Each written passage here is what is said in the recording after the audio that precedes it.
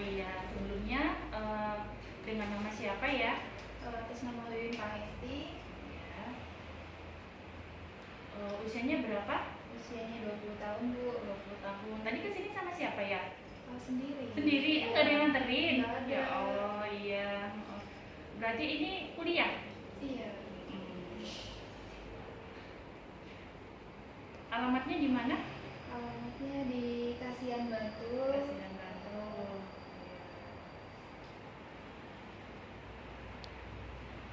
Sebelumnya ada yang dikeluhkan? Ini apa nih ya, kayak itu ya. Semenjak selesai ini aja sih menstruasi tuh rasanya kayak keputihan 3 hari berturut-turut, jadi tuh kayak merasa terganggu aja buat aktivitas tuh nggak enak. Oh iya, keputihannya udah 3 hari yang lalu Iya. ya. Headnya terakhir head kapan ya? 2 minggu yang lalu.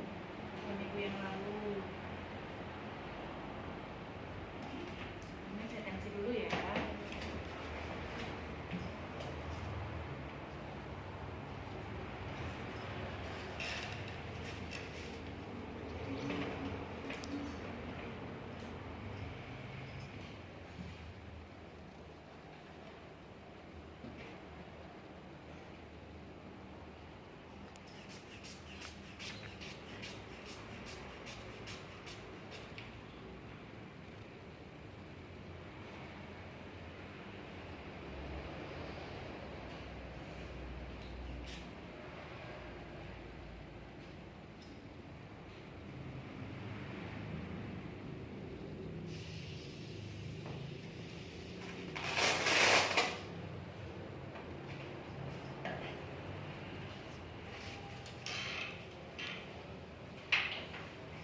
Tekanan darahnya normal ya, 110/70. Sebelumnya sebelum keputihan ini apakah ada keluhan lain selama 1 minggu ini? Nggak ada sih, Kak. Tidak. Pusing-pusing gitu enggak? Demam? Enggak ada ya. Nah, jadi keputihannya seperti apa ya? Dia agak cair, terus warnanya putih. Kayak gitu aja sih, Kak. Iya. Buat sekarang. Oh iya. Sebentar ya.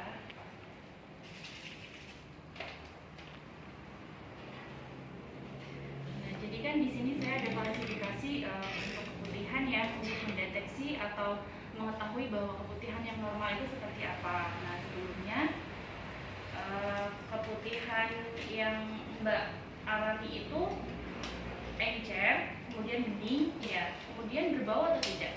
Kalau buat baunya enggak. Tidak bau ya.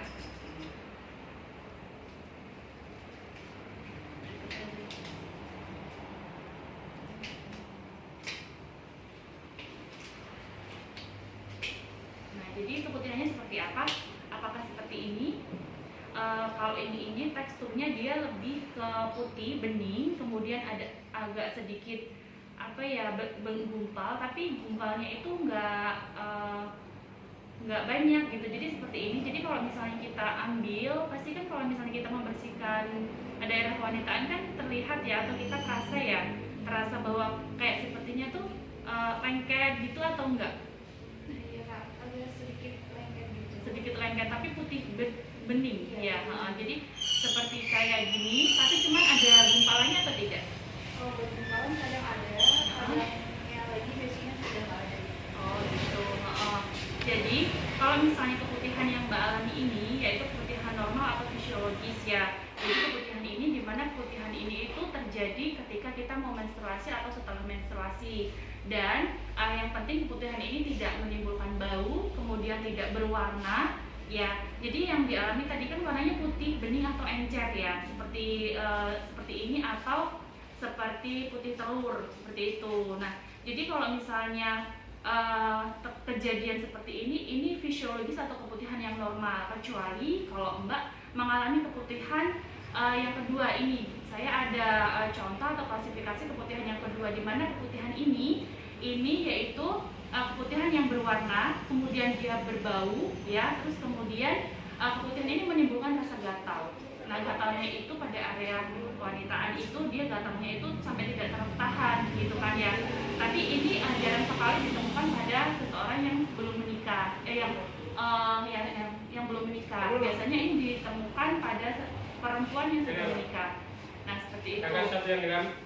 Nah bisa jadi ini karena yang pertama itu mengkonsumsi obat-obatan ya, seperti obat-obatan yang diresepkan dari dokter sehingganya menimbulkan efek keputihan seperti itu. Dan yang kedua itu berhubungan suami istri tidak menggunakan alat pengaman dan bukan pada pasangan atau bisa bergonta-ganti dengan pasangan lain seperti itu.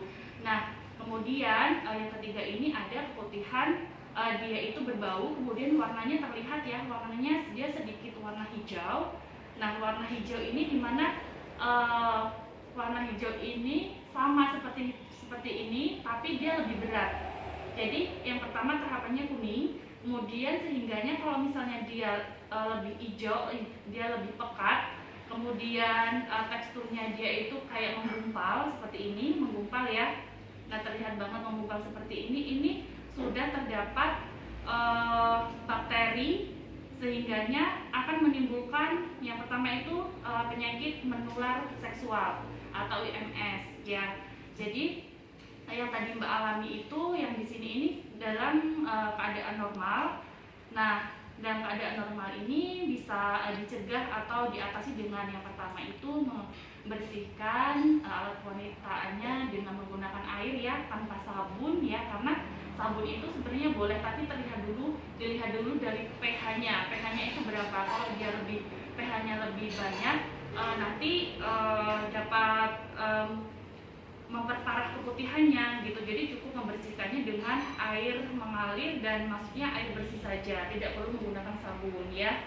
Nah terus kemudian langkah yang kedua itu bisa menggunakan celana dalam yang mudah meresap seperti kain katun seperti itu. Nah kemudian katun yang lembut gitu ya, jadi yang dia bisa mampu untuk menyerap gitu kan, bisa untuk menyerap keringat gitu ya. Nah terus tidak menggunakan celana dalam yang terlalu ketat gitu ya, atau menggunakan celana yang terlalu ketat karena itu bisa menimbulkan pada masalah kewanitaan gitu kan, seperti keputihan itu bisa jadi. Nah kemudian sering mengganti, apalagi kan itu kan selama 3 hari ini kan keputihan terus ya. Nah jadi seringlah ganti-ganti atau misalnya tidak nyaman gitu kan ya, udah tidak nyaman nih, udah nggak enak, makanya sering mengganti celana dalam gitu kan, minimal sehari 3 kali seperti itu ya. Apalagi kalau waktu halangan itu kan kita rentang banget, kita mengganti pembalut itu seharusnya 3 jam sekali gitu kan. Jadi jangan sampai nunggu kita penuh gitu kan, karena itu dapat berbahaya juga gitu, karena bakteri atau sarang-sarang itu bakteri yang ada di pembalut itu dapat berkembang biak dengan banyak seperti itu. Nah kemudian untuk klasifikasi yang kedua ini biasanya dia udah terjangkit jamur ya, jamur atau bakteri. Nah ini langsung bisa konsultasi ke dokter. Nah jadi tadi Mbak kan masih dalam klasifikasi atau tahapan pertama ini. Nah keputihan ini kan normal gitu kan, jadi nggak perlu mengkonsumsi obat gitu. Nah ini fisiologis gitu kan, jadi cukup dengan yang tadi saya sebutkan, mengganti celana dalam, kemudian menggunakan bahan yang mudah menyerap, kemudian yang selanjutnya itu bisa mengkonsumsi makan makanan dengan bergizi atau seimbang ya, sekarang itu kan seimbang, jadi konsumsi makanan yang seimbang, kemudian seperti karbohidrat, kemudian protein itu dibanyakin juga nggak apa-apa gitu, karena mereka kan belum menikah kan ya, jadi perlunya banget gizi atau nutrisi sehingga kita bisa terpenuhi gitu. Untuk minum juga minum minimal sehari 8 gelas atau 2 liter ya.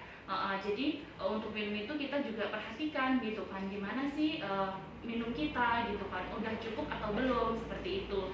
Nah untuk itu gimana caranya menghindari makanan yang tidak menimbulkan atau membuat kita keputihan. Yang pertama itu makanan yang mengandung seperti kafein juga itu jangan terlalu banyak ya, karena itu nggak bagus juga kan buat kita gitu, buat kesehatan. Terus yang kedua itu hindari makanan-makanan yang mengandung getah gitu kan, seperti kayak misalnya kita makan mentimun nih. Kalau timun kan ya, timun itu kan kalau misalnya nggak dicuci kan banyak getahnya. Nah getah itu yang bisa menimbulkan kita produksi makin banyak seperti itu. Jadi kalau misalnya kita makan timun itu sebaiknya dicuci dengan bersih. Kemudian hindari juga makan makanan seperti kol gitu kan. Boleh sih sebenarnya, cuman harusnya dicuci dengan bersih gitu ya. Sebelumnya apakah ada yang ingin ditanyakan lagi? Sudah cukup ya. Jadi itu tadi yang bisa saya jelaskan kepada Mbak. Semoga ilmu yang saya berikan bermanfaat dan nggak perlu cemas, nggak perlu khawatir ya, karena ini dalam keadaan fisiologis. Jadi nggak perlu, saya takut nih gitu kan, saya gimana nanti ini keputihan kok nggak berhenti gitu. Nah, dengan caranya diatasi seperti itu, mudah-mudahan atau semoga bisa meminimalisir atau mengobati keputihan itu. Karena keputihan itu nggak perlu yang penanganan khusus, kecuali yang tadi saya sebutkan. Yang kedua, dia dengan gatal, kemudian dengan berbau tajam, kemudian sampai akhirnya hal itu tidak diatasi akan menimbulkan seperti infeksi atau mungkin ada benjolan-benjolan di area kewanitaan seperti itu. Karena itu ciri-cirinya dia mengalami gangguan atau infeksi menular gitu kan ya. Sebelumnya udah cukup itu. Iya, jadi nanti terapkan saja apa yang saya berikan informasi tadi ya. Semoga bermanfaat.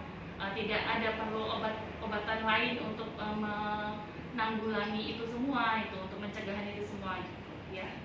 Ya, dan semoga sehat selalu. Iya. Terima kasih ya Kak Iya. ya.